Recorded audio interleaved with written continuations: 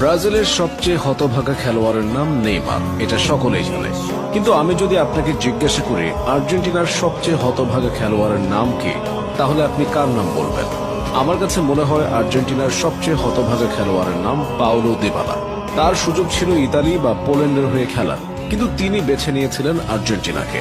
কেন মনে হয় দিবালা হতভাগা, শুনুন তাহলে। দিবালাকে দেখবেন দিনের পর দিন পারফর্ম করেন।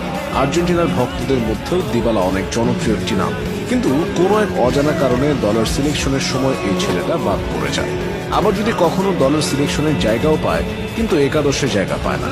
অথচ তার কিন্তু সুযোগ ছিল আর্জেন্টিনা দলের পরিবর্তে পোল্যান্ড এবং ইতালির হয়ে খেলার, কিন্তু তিনি সেই সুযোগকে দুই পায়ে ঠেলে দিয়ে বুকে টেনে নিয়েছেন আর্জেন্টিনার জাতীয় দলের হয়ে খেলাকে। তার পারিবারিক ঐতিহ্যের কারণে দিবালা পোল্যান্ড এবং ইতালির হয়ে খেলার যোগ্য ছিলেন। যখন ইতালি এবং পোল্যান্ড থেকে তাকে দলে ডাকা হয়, তখন তিনি স্পষ্ট